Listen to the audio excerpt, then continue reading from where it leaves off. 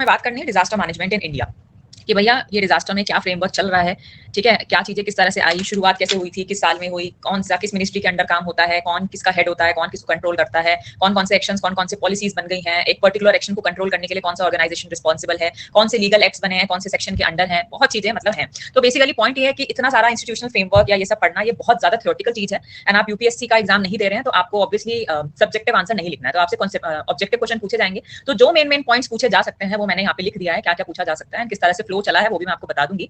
And बाकी in detail कि किसकी क्या एकदम टू द पॉइंट क्या कैरेक्टरिस्टिक्स है वो आप नाम से इधर मैं जब बताऊंगी यहीं से समझ जाएंगे। अदरवाइज अगर आप बहुत इंटरेस्टेड है इन डेप्थ सब कुछ जानने में तो आप एनडीएमए का पूरी एक पीडीएफ है, पूरे उनकी कंसिडरेशंस हैं वो पूरी आप डाउनलोड कर सकते हैं एंड आपको सब कुछ पीएचडी करने को मिल जाएगी। बट यहाँ पे अभी एग्जाम ओरिएंटेड है। सेंटर हरिद्वार आ गया, एडमिट कार्ड कहाँ से आया देखते हैं यार, मेरे को रूट की चाहिए, ऐसे पड़ोस में उठ के चली जाऊँ, ठीक है। तो अपन को ये चीज देखनी है। Okay fine, so the point is आपको क्या क्या फॉर्म रीओपन, हाँ वो कुछ क्या स्पेशल कुछ करके लिए किसके लिए, हाँ चाहिए ऐसा वाला, और टाइम मिल नहीं रही है, कोई नहीं, ठीक है। हिंदी पढ़ती नहीं यार, मैं कुछ नहीं पढ़ती, मैं बर्बाद हो चुकी हूँ, अब मेरा पढ़ने लिखने का मन नहीं करता। हिंदी की तैयारी कैसे करें यहाँ पे मैं बोल नहीं सकती, बट यस यूट्यूब पे एक से एक फैकल्टीज हैं जो बहुत आसान से बहुत अच्छे से पढ़ा रहे हैं, तो आप उनसे पढ़ सकते हैं। एंड नोट्स एंड ऑल मेरे पास हैं, पर मैं भेज नहीं सकती क्योंकि मैं अनअकैडमी की मेंबर हूँ, तो बाकी मैं और क्या ही कर सकती हूँ, ठीक है। तो कुछ वायलेशन ये लोग लगा देते हैं तो उसके अगेंस्ट में कुछ काम नहीं कर सकती। बाकी यस आपको यूट्यूब पे सब मिल जाएगा, एक से एक लोग हैं, क्वेश्चन प्रैक्टिस करा रखी है हर एक टॉपिक की। एंड मैंने खुद पढ़ा है, एंड लूसेंट है, लूसेंट से पढ़ो, नॉट इन डिटेल चीजें वहां पे, उससे बाहर कुछ नहीं जाता, ठीक है। ओके चलिए करते हैं, जो इंपॉर्टेंट पॉइंट्स आपसे डायरेक्ट पूछे जाएंगे मैंने सब मेंशन कर दिया है। तो स्टार्ट करते हैं कि यूनाइटेड नेशन जनरल असेंबली ने 42nd सेशन अपना किया था, जिसमें उन्होंने इन 1990s एंड एक इंटरनेशनल डिकेड बताया गया था 1991 से 2000 को, जिसमें नेचुरल डिजास्टर रिडक्शन की बातें हुई थी, ठीक है। सो अब आपसे सीधा यही पूछा जाएगा, क्वेश्चन सीधा आएगा कि international decade for disaster management कौन सा होगा। तो सीधा आपको 1991 से 2000 टिक करके आ जाना है, आपसे 101% मतलब सीधा डायरेक्ट यही चीज पूछी जाएगी कि इंटरनेशनल डिकेड कौन सा है आपका डिजास्टर मैनेजमेंट का, किसने असाइन किया, किसने डेजिग्नेटेड है। आपके यूनाइटेड नेशन जनरल असेंबली ने सोचा कि भैया डिजास्टर से रिलेटेड कुछ इंटरनेशनल लेवल पे कुछ तो करना पड़ेगा, कि हम जो भी ये रिस्क हैं, जो भी डिजास्टर्स हो रहे हैं, इनके रिस्क का रिडक्शन होना चाहिए। अब विद टाइम जैसे जैसे लोगों को समझ आती गई, जैसे जैसे डिजास्टर्स आते गए, उनकी अप्रोच में वेरिएशन आती गई। जैसे मैंने बताया पहले रिएक्टिव अप्रोच थी, अब हमारी प्रोएक्टिव अप्रोच है। जैसे जैसे अवेयरनेस बढ़ती गई, जैसे जैसे टेक्नोलॉजी की डेवलपमेंट होती रही, सिमिलरली आपकी रिस्पॉन्सिबिलिटीज अलग अलग ऑर्गेनाइजेशन को देते गए एंड अलग अलग चीजें समझते गए। उसी तरीके से एक प्रॉपर फ्लो अब बन चुका है कि किस क्या कंडीशन आएगी तो उसके लिए कौन रिस्पॉन्सिबल है, कौन उसको कंट्रोल करेगा, तो ये सब फिक्स्ड है, ठीक है। तो अभी क्या याद रखना है कि यूनाइटेड नेशन जनरल असेंबली ने अपने 42nd सेशन में एक इंटरनेशनल डिकेड डिक्लेयर किया था नेचुरल डिजास्टर रिस्क रिडक्शन के लिए, जिसमें जो 1991 से 2000 था, ठीक है। पर्पस क्या था कि भाई जो डिवास्टेटिंग इफेक्ट्स हमें देखने को मिल रहे हैं डिजास्टर्स की वजह से, एंड उस टाइम याद रखना कि वो नेचुरल डिजास्टर से रिलेटेड था, ठीक है। बट आजकल हमारी जो पॉलिसीज हैं सब कुछ है वो natural disaster and manmade disasters दोनों के लिए एप्लीकेबल है। तो उन्होंने बोला कि भाई इंटरनेशनल कोलैबोरेशन, सबको साथ में मिलकर कुछ तो ऐसा करना पड़ेगा कि इस डिजास्टर से बचा जाए एंड इनके रिस्क को कम किया जाए, ताकि लॉस ऑफ लाइफ कम से कम हो, इकोनॉमिक लॉस कम से कम हो, स्पेशली इन डेवलपिंग कंट्रीज, क्योंकि उनपे वैसी पैसों की कमी है। एंड जो बच्चा कुछ है वही तुम अगर डिजास्टर में आके सब तबाह हो जाए एंड फिर बाद में उसकी रिकवरी में चला जाए तो कोई भी कंट्री की ग्रोथ नहीं पॉसिबल। तो इस तरह से चीजें, ये उनका पर्सपेक्टिव था। अब अपने इधर की बात करें, इंडिया में क्या हुआ, सबसे पहले एक हाई पावर कमेटी बनाई गई। हाई पावर कमेटी बनाई गई इन 1999 अंडर जेसी पंत, ठीक है। अब आपको ये याद रखना है, अगर पूछे तो आपको याद रखना है हाई पावर कमेटी है 1999 में जेसी पंत के अंडर बनाई गई, डिजास्टर प्रिपेयरनेस एंड मिटिगेशन से रिलेटेड, कि आप अगर कोई डिजास्टर आएगा तो आपको किस तरह से प्रिपरेशन करनी है, कैसे आपकी मिटिगेशन स्ट्रेटजीज होनी चाहिए, एंड जो भी चीजें मैंने आपको पहले बताई है वो सब समझ जाओ, वो सब इन्होंने ही बता रखी है, इन्हीं को हमने पहले पढ़ लिया, ठीक है। नमस्ते रश्मि। सो अब इंपॉर्टेंट क्वेश्चन, अब ये पूछेंगे कि 1990s में जब बात होती थी तो जो डिजास्टर मैनेजमेंट सेल था, जो सब कुछ जिसमें डिजास्टर को मैनेज किया गया था, वो कौन सी मिनिस्ट्री के अंडर था। तो क्वेश्चन ये बनता है, तो स्टार्टिंग में जो डिजास्टर मैनेजमेंट सेल था वो मिनिस्ट्री ऑफ एग्रीकल्चर के अंडर आता था, ठीक है। बट आज की अगर मैं बात करूं तो आजकल मिनिस्ट्री ऑफ होम अफेयर्स के अंडर आता है, ठीक है। एंड पहले कहां आता था, मिनिस्ट्री ऑफ एग्रीकल्चर के under, following the international decade for natural disaster reduction, ठीक है। तो 1990s में आपका क्या था, मिनिस्ट्री ऑफ एग्रीकल्चर के अंडर डिजास्टर मैनेजमेंट सेल आता था। तो यहाँ से क्या क्या याद रखना है, इसको पूरा क्लियर करो, हट जाओ। हाँ, तो अपन को इंटरनेशनल डिकेड याद रखना है, ठीक है। हाई पावर कमेटी याद रखनी है, 1999 में जेसी पंत के अंडर बनी थी। उसके बाद ये याद रखना है कि 1990s में जो डिजास्टर मैनेजमेंट सेल है वो मिनिस्ट्री ऑफ एग्रीकल्चर के अंडर आता था, ठीक है। तो ये डायरेक्ट क्वेश्चन पूछे जाते हैं जो मैंने आपको मेंशन कर दिए। सिमिलरली जब इनके हम क्वेश्चंस देखेंगे देन आप आराम से ये चीजें बता सकते हो, ठीक है। फिर क्या हुआ, आपने इतनी अच्छी अच्छी पॉलिसीज बना ली थी, आपको लग रहा था कि आपने तो बहुत ही टॉप लेवल का काम कर दिया, अब तो कोई डिजास्टर आएगा अपन तो ऐसे बच जाएंगे। तो जितनी भी प्लानिंग थी, जितनी प्लॉटिंग थी, सब हो गई फेल, क्योंकि ऐसे तगड़े तगड़े डिजास्टर आए कि जितनी मैनेजमेंट, जितनी पॉलिसी, जितनी हाई पावर कमेटी बनाई थी, उसके बाद भी कुछ फर्क नहीं पड़ा, लॉस नेक्स्ट लेवल का हुआ, ठीक है। तो आपके मेजर डिजास्टर्स आए जैसे उड़ीसा सुपर साइक्लोन 1999 में, 2001 में आपका भुज अर्थक्वेक आया, एंड गवर्नमेंट ने फिर लगा कि भाई साहब मुद्दा तो कुछ काम चलाऊ सा चल रहा था, तो कुछ तो स्ट्रक्चर्ड अप्रोच बनानी पड़ेगी, कुछ तो अब in a particular way, in an organised way आपको कुछ काम करना पड़ेगा कि भैया ये सब साइक्लोन या अर्थक्वेक जिस भी जगह आ रहे हैं वहां पे हम लॉस को कम कर पाए। तो फिर गवर्नमेंट ने डिसाइड किया कि भैया कुछ तो अच्छा करते हैं, ठीक है। अब ये जो अर्थक्वेक आ गए तो 2002 में जो डिजास्टर मैनेजमेंट सेल है, जो पहले मिनिस्ट्री ऑफ एग्रीकल्चर के अंडर होता था, अब वो ट्रांसफर कर दिया गया मिनिस्ट्री ऑफ होम अफेयर्स के अंडर। एंड आज तक भी जितने भी आपके एनडीए में है, एसडीएम है, ये सब जो है ये मिनिस्ट्री ऑफ होम अफेयर्स के अंदर ही आते हैं, ठीक है।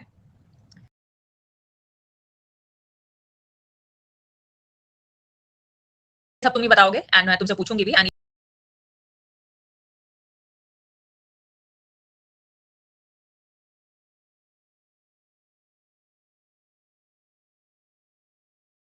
कौन लीड कर रहा है, एसईसी कौन लीड कर रहा है, तो आपको पर्टिकुलर स्टेट जिसका एग्जाम है उनके लोगों के बारे में पता होना चाहिए। ठीक है, अब क्या हुआ कि 2002 में जो आपके डिजास्टर मैनेजमेंट सेल ट्रांसफर कर दिया गया मिनिस्ट्री ऑफ होम अफेयर्स के अंदर। अब टर्निंग पॉइंट आता है भाई साहब 2004 की सुनामी से। ठीक है, अब और बढ़िया कमाका मतलब धमाका होता है 2004 में, तगड़ी वाली आती है सुनामी। फिर उसके बाद अपन सोचते हैं कि भैया अब तो कोई लीगल फ्रेमवर्क बनाना पड़ेगा, कोई लॉज बनाने पड़ेंगे, प्रॉपर एक फ्रेमवर्क स्ट्रक्चर्ड अप्रोच होनी चाहिए कि किस तरह से क्या चीजें होंगी, ऐसे काम नहीं चलेगा, ऐसी लॉस पे लॉस होते रहेंगे, कौन किसको ब्लेम करेगा, पैसा कौन देगा, कौन रिकवरी का ठेका लेगा, कौन रिकंस्ट्रक्शन का ठेका लेगा, ये सब करेगा कौन, आखिर अपन के तो कोई पता ही नहीं है कि किसकी रिस्पॉन्सिबिलिटी है, किसको बचाना है, किसको क्या करना है, कुछ पता ही नहीं है कुछ। ठीक है, तो उस टाइम बनाया गया डिजास्टर मैनेजमेंट एक्ट 2005। अब सीधा आपसे क्या पूछेंगे कि डिजास्टर मैनेजमेंट एक्ट कौन से साल में बनाया गया, तो आपको क्या याद रखना है, 2005। ठीक है, इस डिजास्टर मैनेजमेंट एक्ट 2005 में ही प्रॉपर हेरार्किकल स्ट्रक्चर बनाया गया फॉर डिजास्टर प्रिपेयरनेस रिस्पांस। एक हेरार्की बनाई गई कि सेंट्रल एंड देन आपका state level, district level, local authorities किस किस की क्या रिस्पांसिबिलिटीज है, किसको क्या काम करना है, कौन किसको असिस्ट करेगा, कि कौन पॉलिसीज बनाएगा, कौन रिसर्च में हेल्प करेगा, कौन ट्रेनिंग देगा, कौन डिजास्टर आएगा तो उनको बचाएगा, रेस्क्यू करेगा। तो ये प्रॉपर एक ऑर्गेनाइज्ड फ्रेमवर्क बना दिया गया under the act disaster management 2005। ठीक है, ओके अब जो की आप पूछेंगे आपसे कि ये जो पॉलिसीज में इतना चेंज हुआ है या अपडेशन हुई है, तो ये कौन से अर्थक्वेक हैं जिन्होंने इनको मजबूर कर दिया कि भैया तुम्हें कुछ ढंग का काम करना पड़ेगा। तो वो तीन अर्थक्वेक हैं, सॉरी अर्थक्वेक बोल रही हूं, तीन डिजास्टर्स हैं।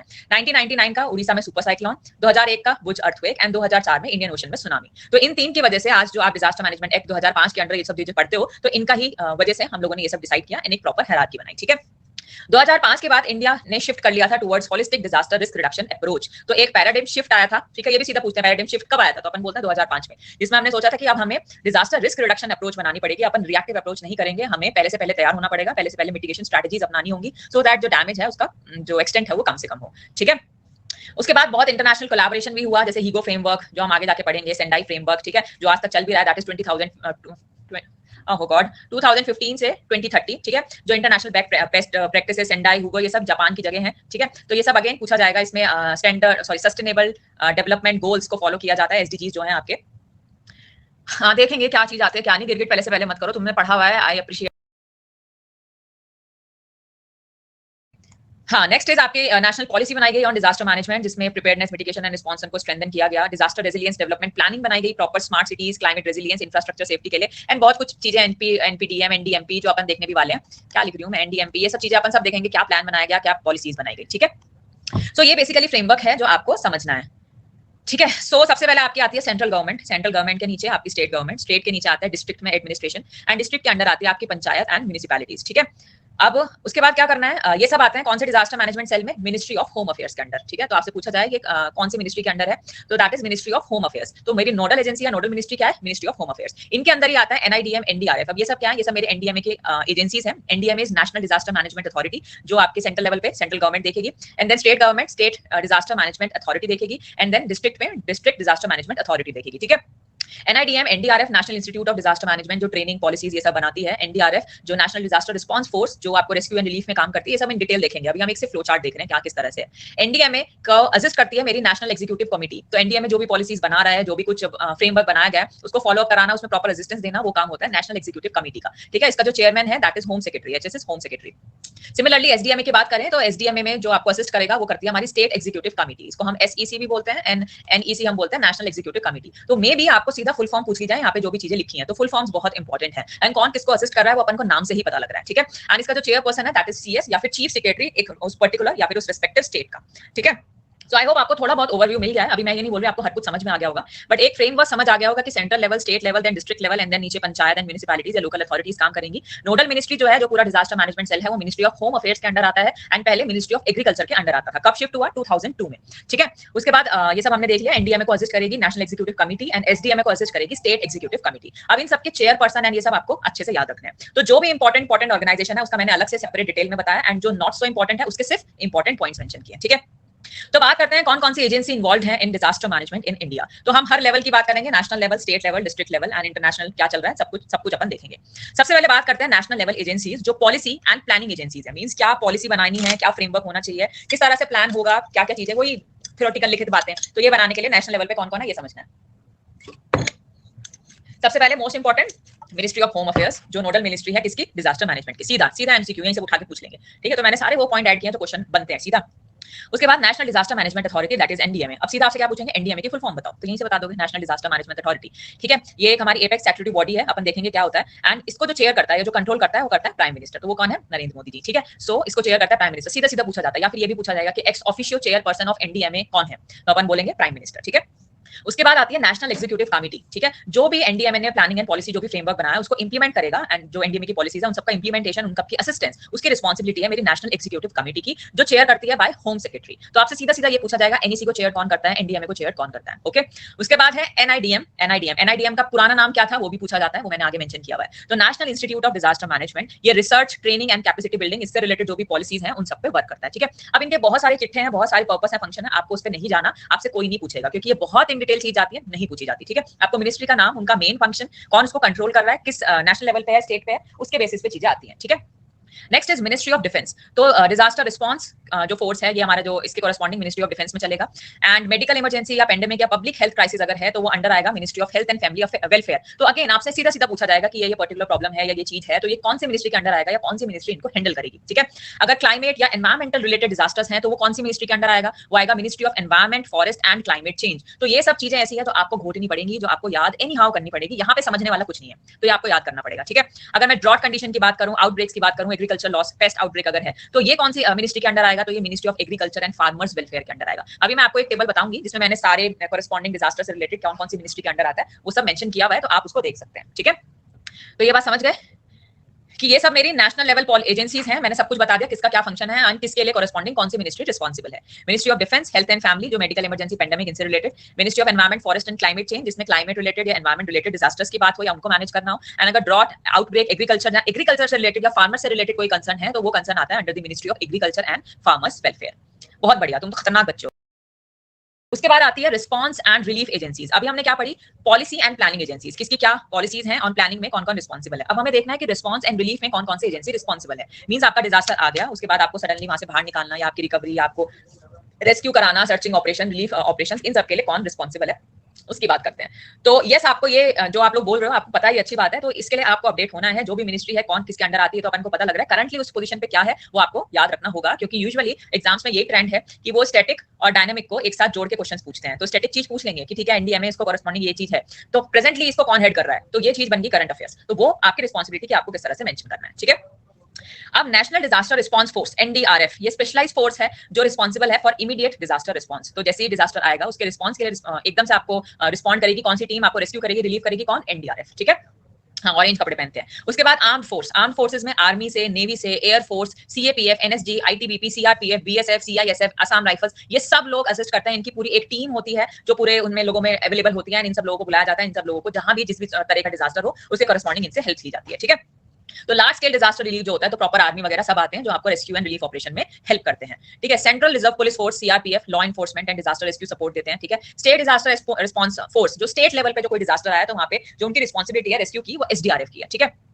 Indian red cross society, humanitarian aid या मेडिकल केयर रिलीफ सर्विसेज, ये किसका काम है, आईआरसीएस। सीधा सीधा पूछ लेंगे आईआरसीएस की फुल फॉर्म क्या है, तो इंडियन रेड क्रॉस सोसाइटी, इनका ये रिस्पांसिबल है। तो ये सब चीजें आपको याद रखनी है, इसमें मैं कुछ नहीं कर सकती, आपको याद ही करना पड़ेगा। ठीक है, नेक्स्ट है scientific and early warning agencies. अब कुछ साइंटिफिक एजेंसीज हैं या अर्ली वार्निंग एजेंसीज हैं जिनका काम है कि कोई भी पर्टिकुलर डिजास्टर से रिलेटेड आपको अलर्ट जारी करना है किसी जगह, तो अर्ली वार्निंग सिस्टम जो भी हमने पढ़ के आए थे कि पहले से पहले लोगों को अवेयर करना, तो वो किन एजेंसीज के अंडर आता है, डिपेंड करेगा कि कौन से डिजास्टर या किसका अर्ली वार्निंग सिस्टम आपको इशू करना है। ठीक है, जैसे आईएमडी की बात करें तो issues, forecast and warnings for weather related disasters. तो जहां भी वेदर रिलेटेड डिजास्टर्स होंगे वहां पे अर्ली वार्निंग एजेंसी या साइंटिफिक एजेंसी कौन सी होगी, आईएमडी। ठीक है, वहां पे इंडियन मेट्रोलॉजिकल डिपार्टमेंट काम करेगा, वो फोरकास्टिंग में भी हेल्प करता है एंड वेदर रिलेटेड जो भी डिजास्टर्स आएंगे उसके लिए वार्निंग्स भी प्रोवाइड करता है। ठीक है, एंड अगर मैं फ्लड या डैम सेफ्टी की बात करूं तो वहां पे आपका सेंट्रल वाटर कमीशन, वहां पे सीडब्ल्यूसी उसके लिए रिस्पांसिबल है। अगर मैं सैटेलाइट बेस्ड डिजास्टर मॉनिटरिंग की बात करूं तो उसके लिए इसरो रिस्पांसिबल है, तो इंडियन स्पेस रिसर्च ऑर्गेनाइजेशन वो इसके लिए रिस्पांसिबल है। अगर मैं डेवलप डिजास्टर मैनेजमेंट टेक्नोलॉजीज की बात करूं तो उसके लिए defence research and development organisation, that is DRDO, ये रिस्पांसिबल। तो इन सब में वैकेंसी आती रहती है, जाते भी अपन भरते भी हैं। ठीक है, वेरी गुड, बहुत बढ़िया। नहीं है तो मैं हाँ या ना नहीं बता सकती अभिषेक, बट तुम लोग एक्टिव हो, बहुत अच्छी बात है। मेरे को तो करंट अफेयर से डुबा देता है। ठीक है, next is geological survey of India, जो आपके earthquake, landslides and geological hazards. तो नाम में ये जियोलॉजिकल मींस अर्थ रिलेटेड जो भी अर्थक्वेक या डिजास्टर्स हैं उनके कॉरेस्पॉन्डिंग जो आपकी मॉनिटरिंग होगी वो जीएसआई करेगा, या फिर जियोलॉजिकल सर्वे ऑफ इंडिया की रिस्पांसिबिलिटी है। ठीक है, assessing and monitoring forest fires, forest fires की बात करें तो forest survey of India, FSI.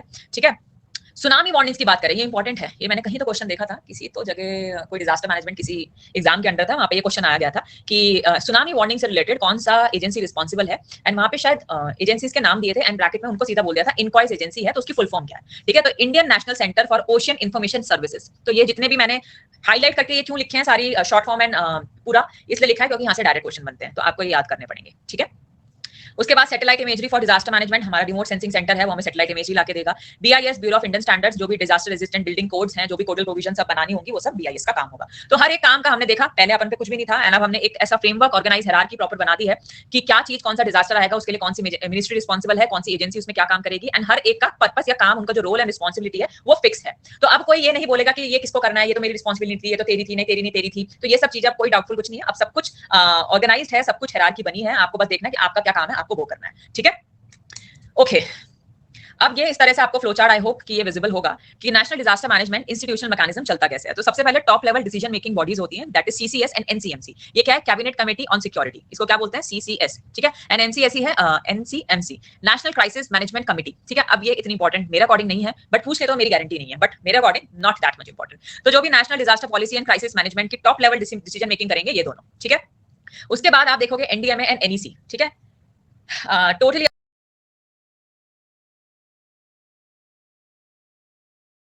अगर आपके पास टाइम की कमी है तो मैंने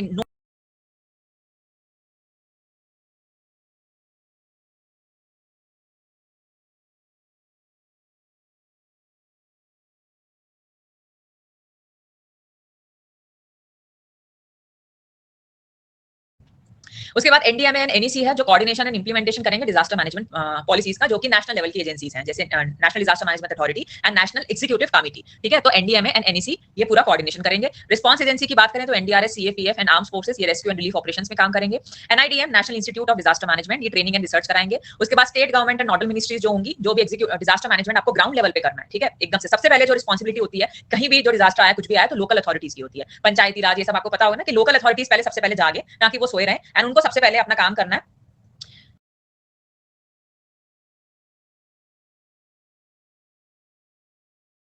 अब आपको यहाँ पे भी नोट्स मिल जाते हैं, मैं पीडीएफ। तो हमने बात की कि टॉप लेवल डिसीजन मेकिंग हमने देख लिया। ओवरऑल कोऑर्डिनेशन जो मिनिस्ट्री ऑफ होम अफेयर्स के अंडर आ रहा है, ठीक है, उसमें आपका डिजास्टर स्पेसिफिक, ठीक है, एनडीएमए है, एनईसी है, एंड उसके कॉरेस्पॉन्डिंग आपकी आर्म फोर्सेज हैं जो रिस्पांस रेस्क्यू के लिए है, एनआईडीएम ट्रेनिंग एंड रिसर्च के लिए, एंड ये सब अपन ने कर लिया। एंड उसके बाद लोकल अथॉरिटी या एट ग्राउंड लेवल कौन रिस्पॉन्सिबल है, आपका स्टेट गवर्नमेंट या फिर लोकल जो पंचायती राज है, ये सब जो चीजें होती है, ठीक है। सो हमने बात कर ली नेशनल लेवल की एजेंसीज, अब हम बात करने वाले हैं स्टेट लेवल की एजेंसीज, ठीक है। तो उसमें था एनडीएमए, यहाँ पे क्या है? एसडीएमए। तो स्टेट डिजास्टर मैनेजमेंट अथॉरिटी, इसको हेड कौन करता है? पर्टिकुलर स्टेट का चीफ मिनिस्टर। तो सीएम जो होगा वो उसको हेड करेगा। एनडीएमए कौन हेड कर रहा था? प्राइम मिनिस्टर, ठीक है। सो जो भी डिजास्टर पॉलिसीज के लिए रिस्पॉन्सिबल है एट द स्टेट लेवल, कौन? चीफ मिनिस्टर, ठीक है। स्टेट एग्जीक्यूटिव कमेटी क्या करेगा? जो भी एसडीएमए पॉलिसीज बना रहा है उसको इंप्लीमेंट करने का काम करेगा, उसमें कोऑर्डिनेशन का काम करेगा, ठीक है। उसके बाद चेयर्ड बाय चीफ सेक्रेटरी, तो चीफ सेक्रेटरी जो होगा वो रिस्पेक्टेड स्टेट का, वो उसको कंट्रोल करेगा। State health and emergency departments, ठीक है, जो हेल्थ क्राइसिस होंगे वो स्टेट के हेल्थ एंड इमरजेंसी डिपार्टमेंट होंगे, जो हेल्थ क्राइसिस को रिलेट करेंगे एंड मेडिकल रिस्पांस के लिए रिस्पांसिबल होंगे।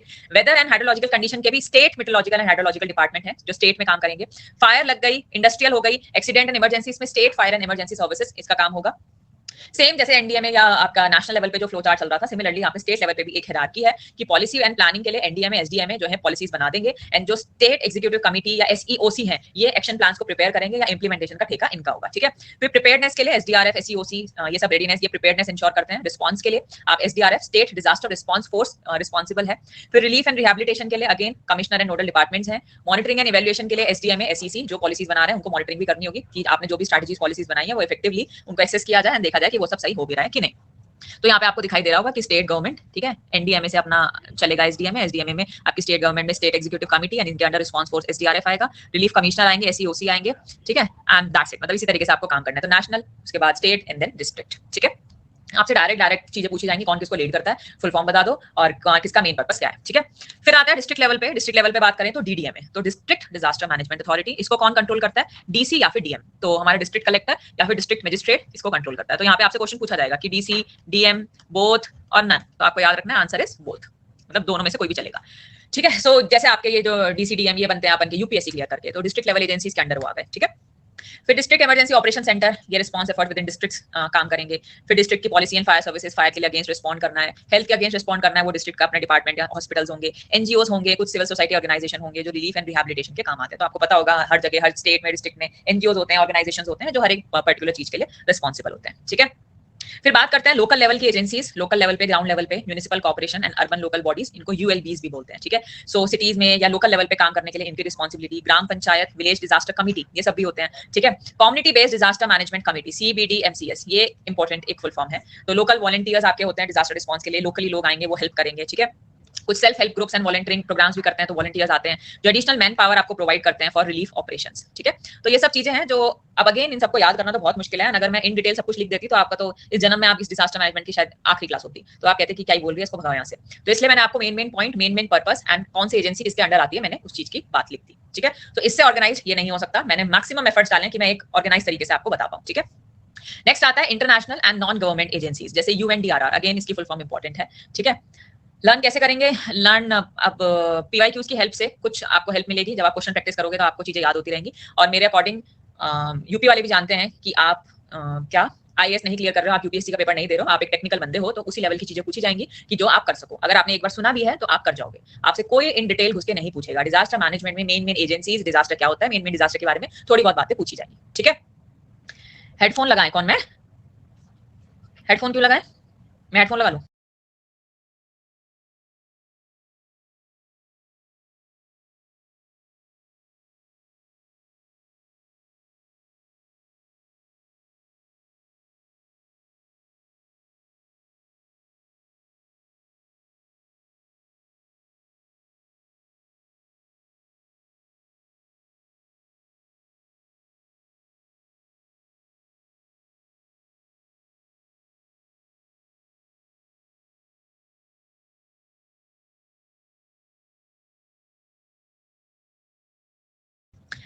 ओके, सो UNDRR हमारे इंटरनेशनल एजेंसी है जो policy support and disaster risk reduction, RCC में भी अर्थक्वेक था। हाँ, अर्थक्वेक तो हर जगह होता है, आ जाता है, कोई दिक्कत नहीं है। WHO ग्लोबल हेल्थ, ये सब आपको अगेन फुल फॉर्म याद रखनी है। UNDP United Nation development programme, disaster risk projects में। ठीक है, उसके बाद international Red Cross and Red Crescent societies, humanitarian aid या मेडिकल असिस्टेंस के लिए। NGOs के अलग अलग नाम है, सीड्स कुछ तो होता है, सस्टेनेबल इमरजेंसी कुछ कुछ करके होता है, आई डोंट नो। ठीक है, तो ये सब है जो आपके relief, recovery and rehabilitation services में काम आती है। अब बात करते हैं मेन एजेंसीज जिनके बारे में जानना इन डिटेल आपके लिए बहुत जरूरी है। ठीक है, सबसे पहला है NDMA। तो NDMA सिर्फ इतना नहीं पूछेगा कि उसको कंट्रोल या लेड कौन करता है या उसका हेड कौन है, उसके अलावा भी बहुत चीजें हैं जो इंपॉर्टेंट है, जो मैंने डायरेक्ट यहाँ पे मेंशन कर दिया। सबसे पहला यही पूछेगा कि पैराडाइम शिफ्ट कब आया। शिफ्ट हमारे रिएक्टिव अप्रोच से प्रोएक्टिव अप्रोच पे अपन कहाँ पहुंचे, कब पहुंचे, तो बेसिकली 2005 में डिजास्टर मैनेजमेंट एक्ट के अंदर पहुंचे, जिसमें उन्होंने प्रॉपर NDMA एक एपेक्स बॉडी बना दी थी जो पूरे डिजास्टर मैनेजमेंट को कंट्रोल करेगी, एंड उसके अंदर बहुत सारा फ्रेमवर्क सब कुछ चला था। ठीक है, तो अच्छा, हाँ मोदी जी आ गए, देखो कितने अच्छे लग रहे हैं, सुंदर से। सो दिस इज नाइस, ये अपन का NDMA है। तो ऐसे पता नहीं ये लोग कब काम करते हैं, चलो करते होंगे, ऐसे बोलना नहीं चाहिए अपने देश के लिए। ठीक है, सो डिजास्टर मैनेजमेंट एक्ट 2005 के अंडर आते हैं। हाँ, सुंदर तो है भाई, स्मार्ट है, बीच में तुमने देखा नहीं था धाड़ी वाड़ी एकदम कबीर सिंह, खतरनाक भाई, पर्सनालिटी है, ऐसे नहीं काम चलता। ठीक है, next is holistic proactive important है, एंड टेक्नोलॉजी ड्रिवन अप्रोच हमने बनाई है डिजास्टर रिस्क रिडक्शन। हाँ मेलोडी भाई, मुझे पता था कि तुम में से कोई ये बोलेगा। ठीक है, ताकि हम disaster risk reduction, preparedness, response and recovery अच्छे से कर लें। तो जो भी अच्छी अच्छी चीजें हम पीछे पढ़ के आए हैं कि आइडियली ऐसा होना चाहिए, ऐसा होना चाहिए, ऐसा होना चाहिए, ऐसा होना चाहिए, सारी पॉलिसी, सारे फ्रेमवर्क, सारी बातें, सब कुछ NDMA ने लेके आया था, एंड NDMA ही सब कुछ मेंशन है। ठीक है, तो बस इतना याद रखना, नेशनल लेवल एजेंसी है, under the act, disaster management act 2005 आया, एंड पैराडाइम शिफ्ट आया था इस टाइम। ठीक है, ये वर्ड इंपॉर्टेंट है, सीधा सीधा पूछा जाएगा, पैराडाइम शिफ्ट कब आया आपके डिजास्टर मैनेजमेंट में। ठीक है, अब इसमें क्या क्या है उसको समझते हैं। सो ये मैंने आपको अभी समझा दिया कैसे कैसे चीजें हुई। Central government NDMA, national executive committee उसको असिस्ट कर रहा है, स्टेट गवर्नमेंट SDMA, SEC उसको असिस्ट कर रहा है, and then district government that is DDMA। ठीक है, अब स्टैब्लिशमेंट एंड लीगल फ्रेमवर्क इसको समझते हैं। तो NDMA को स्टैब्लिश या कंडक्शन जो हुआ है वो 27 सितंबर 2006 हुआ है under the disaster management act 2005। ठीक है, कौन सी मिनिस्ट्री के अंडर हुआ है, मिनिस्ट्री ऑफ होम अफेयर्स के under. Policy formulation, mitigation and coordination के लिए रिस्पांसिबल है disaster management efforts across India. ठीक है, 7th, हाँ एक ब्लॉग बनाती हूँ, 27 सितंबर 2006 में ये स्टैब्लिश किया गया under the disaster management act 2005। ठीक है, अब आपसे क्वेश्चन पूछा जाएगा कि जब डिजास्टर मैनेजमेंट एक्ट 2005 हुआ, क्या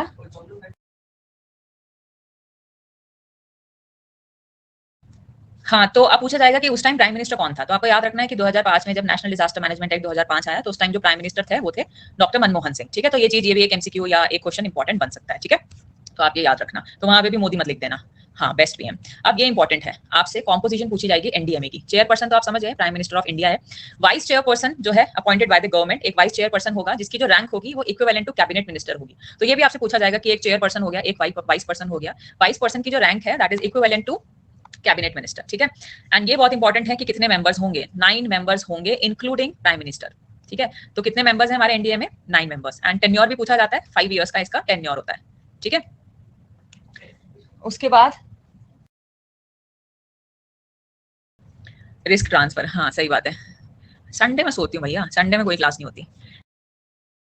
डिजास्टर रेजिलिएंट इंडिया अपन को बनाना है, तो हम चाहते हैं कि एक सेफ इंडिया बने एंड डिजास्टर से राहत मिले एंड हमको सेफ्टी मिले, ठीक है।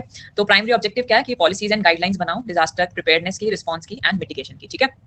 कोऑर्डिनेट करो विद एसडीएमए एंड डीडीएमए। ऐसा नहीं अपना अपना अलग अलग बना दिया है एंड कोई किसी का कोई कोऑर्डिनेशन नहीं है, सब एक दूसरे के भरोसे बैठे हैं, किसी को कुछ नहीं पता आखिर किस डायरेक्शन में मूव करना है, ठीक है।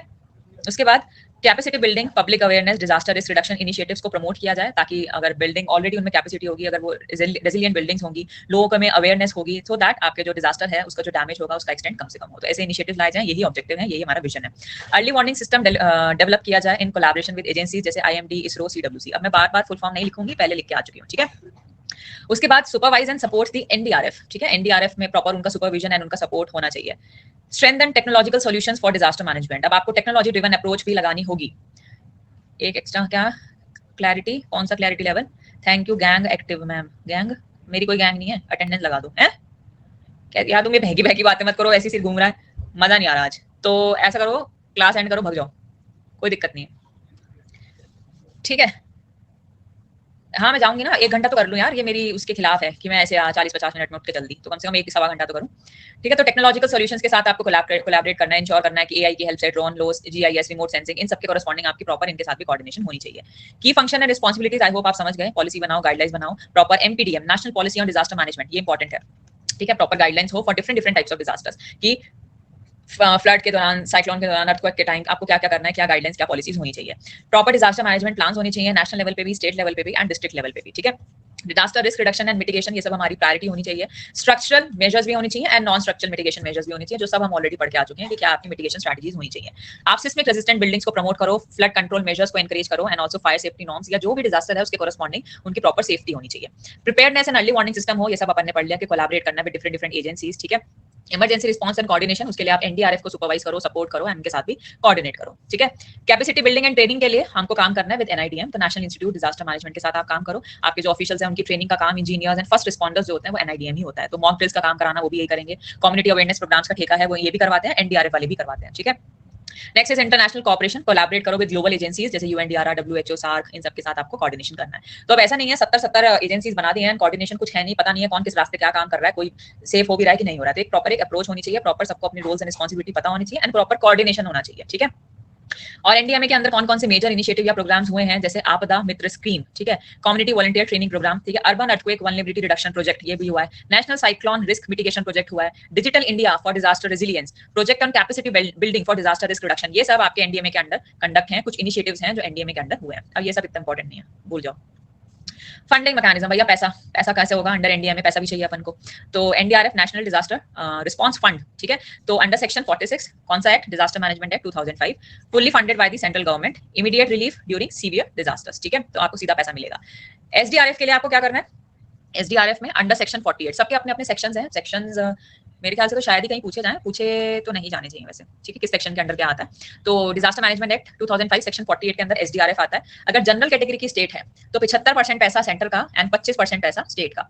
बट अगर स्पेशल कैटेगरी की स्टेट है जैसे हिमालयन या नॉर्थ ईस्ट जो स्टेट्स होती हैं, तो 90% सेंटर देगी एंड सिर्फ 10% देगी आपकी स्टेट, जैसे उत्तराखंड, हिमाचल प्रदेश, जम्मू एंड कश्मीर, ये वाली जो जगह हैं जो स्पेशल स्टेट्स हैं, उसमें 90% जो पैसा या फंड होगा वो सेंटर की तरफ से होगा, ठीक है।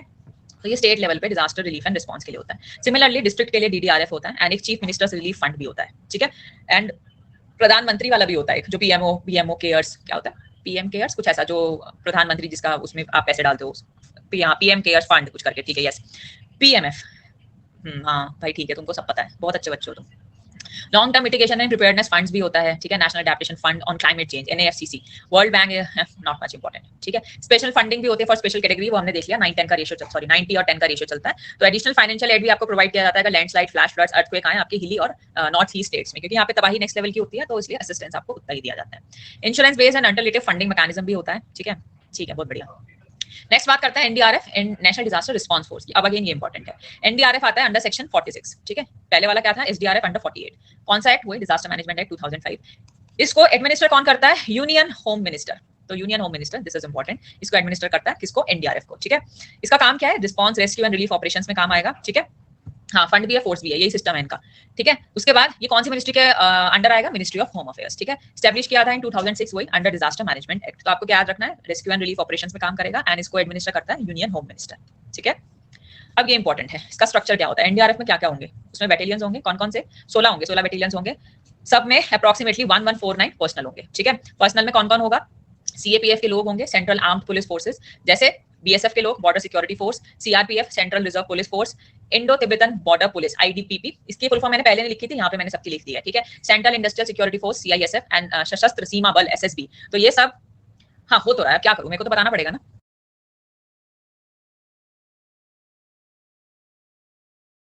फिर आपको बोलेंगे कि फलाना, वहाँ पे कुछ फोर्सेस के नाम लिख देंगे, पूछेंगे इसमें से कौन सी इंक्लूडेड नहीं होती, तो आपको एक बार देखना तो पड़ेगा, ठीक है। मैं कुछ नहीं कर सकती, अब चैप्टर बिल्कुल भी, सब्जेक्ट बिल्कुल भी हलवा नहीं है ना कि शुरू की तरह हलवा ही बिल्कुल पूछ लिया, तो चीजें हैं, पढ़नी पड़ेंगी। मैंने यही बोला था कि एजेंसीज एंड ऑर्गेनाइजेशंस में थोड़ा बहुत घूमने का है, अदरवाइज बाकी तो इस सब्जेक्ट में कुछ नहीं है, ठीक है। स्पेशलाइज टीम, ये हर एक बैटेलियन की अपना specialise search and rescue teams होगी, मेडिकल टीम्स होंगी, इंजीनियर्स होंगे, टेक्नीशियंस होंगे, डॉग स्क्वाड्स होगा, सब कुछ होगा, ठीक है।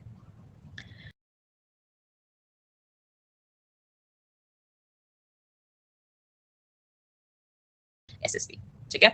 रोल्स एंड रिस्पांसिबिलिटीज आपको पता है, इमरजेंसी रिस्पांस एंड रेस्क्यू का काम करना, disaster relief operation, capacity building and training, mock drills conduct कराना, कम्युनिटी ट्रेनिंग, ये एनआईडीएम का काम भी था। एंड इंटरनेशनल डिजास्टर रिस्पांस, उनको असिस्ट करना to other countries during major disasters. अगर किसी कंट्री को हेल्प चाहिए तो जो हमारी एनडीआरएफ है वो उनको भी असिस्ट करती है, उनका भी क्या करती है, कोऑर्डिनेट करती है उनके साथ। मेजर ऑपरेशन जो हैंडल किए एनडीआरएफ ने, जैसे 2013 के उत्तराखंड फ्लड्स, लार्ज स्केल पे रेस्क्यू ऑपरेशन हुआ था, 2015 का नेपाल अर्थक्वेक, ठीक है, international relief and rescue effort किए गए थे। 18 और 19 की केरला फ्लड्स, उसमें लोगों को इवैक्यूएट किया गया, रिलीफ किया गया, कोविड-19 रिस्पांस, पेंडेमिक, एंड उसके टाइम भी एनडीआरएफ ने काम किया है, ठीक है। उसके बाद आता है एनआईडीएम, हुए नहीं गए घंटा, हाँ। एनआईडीएम, अब क्या पूछा जाता है, पहले ये पूछा जाता है कि एनआईडीएम का पहले किस नाम से वो जाना जाता था। तो एनआईडीएम का पहले नाम था the national centre of disaster, DM, ठीक है। तो ये पहले एनआईडीएम नहीं था, ठीक है। So national centre of disaster management, ये कॉन्स्टिट्यूट हुआ था under the act of parliament in 1995 and उसको रीनेम कर दिया गया, जो आजकल बोला जाता है national institute of disaster management, तो उसको रीनेम किया गया था। कौन से एक्ट के अंडर, डिजास्टर मैनेजमेंट एक्ट 2005, जो प्रेसिडेंट ने पास किया था ऑन 9 जनवरी 2006, ठीक है। एपेक्स इंस्टीट्यूशन है ट्रेनिंग, रिसर्च एंड कैपेसिटी, मैंने बात कर ली, ठीक है, अंडर दिस एक्ट। इसको हेड कौन करता है, यूनियन होम मिनिस्टर अगेन, ठीक है, एनआईडीएम को भी, हाँ जी, दिल्ली में है। अब दिल्ली में भी पूछते हैं कि कौन सी जगह है, तो एग्जैक्टली विक्रम नगर दिल्ली, इस जगह है, ठीक है। सो मिनिस्ट्री ऑफ होम अफेयर्स के अंडर आता है। ओल्ड नेम, यस इंपॉर्टेंट है, ओल्ड नेम इंपॉर्टेंट है, आपसे पूछा जा सकता है, ठीक है। की functions, training and capacity building, ठीक है। गवर्नमेंट के लिए मतलब प्रोग्राम्स कंडक्ट किए जाएं, लोगों को पुलिस एंड एडमिनिस्ट्रेशन सबको बताया जाए, policies, research and development, education and awareness फैलाई जाए, इंटरनेशनल कोलैबोरेशन, तो यही सब, इन सब पे मत जाओ, कोई नहीं पूछेगा। ट्रेनिंग अवेयरनेस इनिशिएटिव, ये सब लोगों को सब कुछ बता दो, ये सब एनआईडीएम का काम है, ठीक है। सीएपीएफ, जो आर्म्ड फोर्सेज अपन ने देखी है, उसका इन डिटेल लिखा है कि CAPF disaster response, law enforcement and internal security में काम करेगा। इसमें बैटेलियंस प्रोवाइड करे थे, जो पीछे हमने देखे थे वो सारे, ठीक है। सर्च एंड रेस्क्यू के लिए medical aid and evacuation, security and law, rehabilitation and relief, coordination with NDRF and state agencies, ये काम होता है सीएपीएफ का। तो सेंट्रल आर्म्ड पुलिस फोर्सेस, जो आपके क्या क्या इंक्लूड करती हैं, ये सब जो मैंने पीछे भी लिखी थी, ठीक है। तो BSF new Delhi, CRPF new Delhi, ITBP, मेरी गलती नहीं है, पढ़ना पड़ेगा, ITBP new Delhi, CISF, SSB, Assam rifles, तो ये सब आते हैं under CAPF in disaster management. पढ़नी है जो बहुत इंपॉर्टेंट है, क्या इंपॉर्टेंट है कि आपको फलाना कोई सा भी डिजास्टर दे देंगे एंड आपसे पूछेंगे कि उसकी नोडल मिनिस्ट्री या डिपार्टमेंट कौन सी है, ये किसके अंडर आता है। भाई ऐसे ही चलेगा, तुम क्या चाहते हो कि इसमें मैं तुम्हें वो चीजें बताऊं, सोने से भी होता है। अब बायोलॉजिकल अगर डिजास्टर है तो उसके लिए ministry of health and family affair, ठीक है, फैमिली वेलफेयर, ठीक है। केमिकल एंड इंडस्ट्रियल है तो environment, forest and climate change वाला। सिविल एविएशन एक्सीडेंट है तो एमओसीए। साइक्लोन एंड टोर्नेडो है तो मिनिस्ट्री ऑफ अर्थ साइंसेज, ठीक है। अब ये सब इंपॉर्टेंट है। Tsunami again ministry of earth sciences. Drought, hailstorm, cold wave and frost, pest attack जिसमें भी एग्रीकल्चर से रिलेटेड है तो ministry of agriculture and farmers. Earthquake again ministry of earth sciences. Flood ministry of water resources. तो ये सब important है, आपसे डायरेक्ट पूछा जाता है, डायरेक्ट कोई भी डिजास्टर दे देंगे कि आपको किसके कॉरेस्पॉन्डिंग कौन सी मिनिस्ट्री या नोडल मिनिस्ट्री या डिपार्टमेंट के अंडर आएगा। जैसे अर्बन फ्लड, जब आपको लगेगा फ्लड है तो फ्लड के कॉरेस्पॉन्डिंग आप सोचोगे कहां गया फ्लड, ये मिनिस्ट्री ऑफ वाटर रिसोर्सेज के अंडर है, बट नहीं, ये है मिनिस्ट्री ऑफ अर्बन डेवलपमेंट के अंडर। तो ये चीजें याद रखना, ये इंपॉर्टेंट है। एंड जैसे मौत तो आपको पता होगा, आप पढ़ते हो अपने हाईवे इंजीनियरिंग में भी कि रोड एक्सीडेंट मिनिस्ट्री ऑफ मौत या मौत के रिलेटेड ये सब, ठीक है। ये सब है। हाँ मैं क्वेश्चन करा रही हूँ, चलो 4-5 ही रखे हैं मैंने, ज्यादा रखे भी नहीं है। चलो आओ शुरू हो जाओ। क्या आंसर है इसका, ये तो तुम ऐसे ही बता दोगे।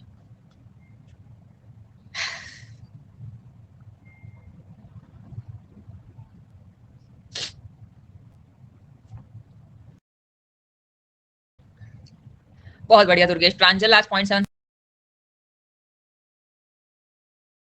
मिनिस्टर, ठीक है। और क्या याद रखना है, एनडीएमए में कितने 9 लोग हैं, टेन्योर 5 साल है, ठीक है। और क्या है एनडीएमए में खास बात, बस यही है। चलिए नेक्स्ट क्वेश्चन क्या है, is not a function of. खुद को पढ़ने में टाइम लग रहा है लेकिन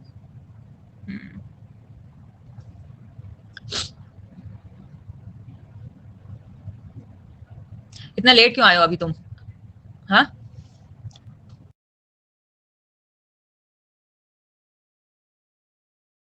तो लोकल लेवल पे काम करने का काम एनडीएमए का फंक्शन नहीं है, ठीक है। सो ग्राउंड लेवल पे ये काम नहीं करेगा, ग्राउंड लेवल पे लोकल अथॉरिटीज या ये सब काम करेंगे, ठीक है। हाँ सब इजी है, धरती पे सब इजी है।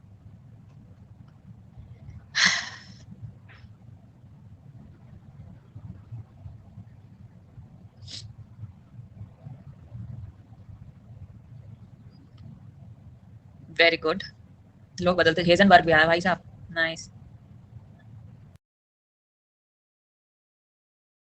या डीसी किसी की भी रिस्पॉन्सिबिलिटी है, ठीक है। एनआईडीएम की फुल फॉर्म कहाँ है, ये रहा।